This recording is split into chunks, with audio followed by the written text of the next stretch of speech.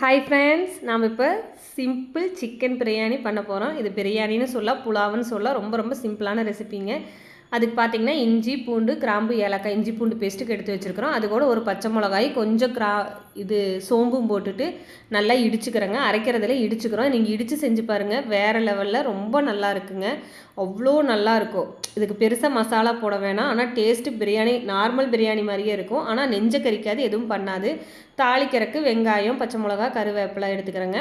அப்புறம் தக்காளி கொஞ்சமாக மல்லி புதினா க்ளீன் பண்ணி வச்சுருக்குறோம். அவ்வளோதாங்க. அப்புறம் எண்ணெயில் தாளிப்புக்கு பார்த்திங்கன்னா சோம்பு கிராம்பு பட்டை ஒரு ஜாதிபத்திரி ஒரு பிரியாணி இலை, அவ்வளோதாங்க. எண்ணெய் ஊற்றிட்டோம். அது கூட கொஞ்சம் நெய்யும் போட்டுக்கிறோம். அதுக்கப்புறம் இந்த தாளிப்பு எல்லாம் போட்டுக்கிறோம். அதுக்கப்புறம் வெங்காயம் பச்சை மிளகா கருவேப்பிலை போட்டுக்கிறேங்க. பச்சை மிளகா கம்மியாக போட்டுக்கலாம். நம்ம மிளகாப்பொடி கொஞ்சம் போடலாம், ஏன்னா அப்போ தான் கலர் வரும். அதுக்கப்புறமேனா இடித்து வச்சுருந்தோம் இல்லைங்களா, அதையும் போட்டுக்கிறோம். இது எல்லாத்தையும் நல்லா வணக்கி விடணும். வெங்காயம் நல்லா வணங்கிருச்சு. இப்போ தக்காளியும் போட்டுக்கிறோம். தக்காளியும் சேர்த்து நல்லா வணக்கி விடணும். நல்லா தக்காளி நல்லா தொக்கு மாதிரி ஆயிரணுங்க, அப்போ தான் நல்லாயிருக்கும். அப்புறம் சிக்கனை வாஷ் பண்ணி வச்சுருக்கிறேன். எதுவும் மேரினேட் எல்லாம் பண்ணலைங்க, சும்மா வாஷ் பண்ணி மட்டும்தான் வச்சேன். நீங்கள் மேரினேட் பண்ணிங்கன்னா அது வேறு மாதிரி இருக்கும். இது சிம்பிளாக டக்குன்னு அவசரத்துக்கு பண்ணுறக்கு இது ஈஸியாக வருங்க. இதுவும் நல்லா தான் இருக்கும். இதுக்கு வெறும் மிளகாய் பொடி மஞ்சள் பொடி வேறு எந்த பொடியும் கிடையாதுங்க. இது குழந்தைங்களுக்கு பெரியவங்களுக்கு ரொம்ப நல்லது. இப்போ நார்மல் பிரியாணி இப்போ நம்ம பொடியெல்லாம் அரைச்சி பண்ணுறது நெஞ்ச கறிக்குது, ஒரு மாதிரி அலறுதுமாங்க. இது ஒன்றுமே இருக்காது, யார் வேணால் சாப்பிட்லாம்.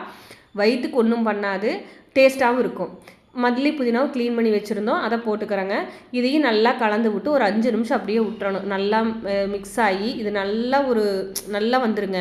அதுக்கப்புறம் தான் அரிசி போடுறோம். அரிசி தண்ணி ஊற்றக்கூடாது, உப்பு போட்டுட்டு அரிசி போட்டுக்கிறேங்க. அரிசி போட்டு அரிசியும் நல்லா தொலாவி விடணும்.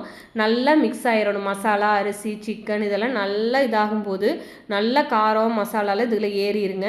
நல்லா ஒரு 5 நிமிஷம் அப்படியே விட்டுருங்க. ஒன்றும் அடியெல்லாம் பிடிக்காது, சிம்மில் வச்சுக்கோங்க. அதுக்கப்புறம் இதுக்கு தேவையான தண்ணி எப்பவும் போல் நீங்கள் என்ன அரிசி யூஸ் பண்ணுறீங்களோ அதுக்கு எவ்வளோ தண்ணி வைப்பீங்களோ அது மாதிரி தண்ணி வச்சுக்கோங்க.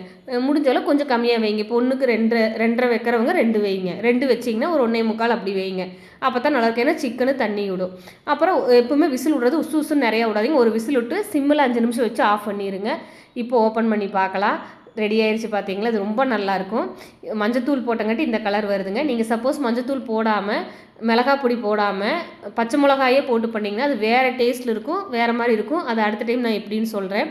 அதுவும் நல்லாயிருக்கும். அது ஒரு டேஸ்ட்டு, இது ஒரு டேஸ்ட்டு. இப்போ நம்மளோட சிக்கன் பிரியாணி தயார். எதுவும் டவுட் இருந்தால் கமெண்ட்டில் கேளுங்க. பாய்.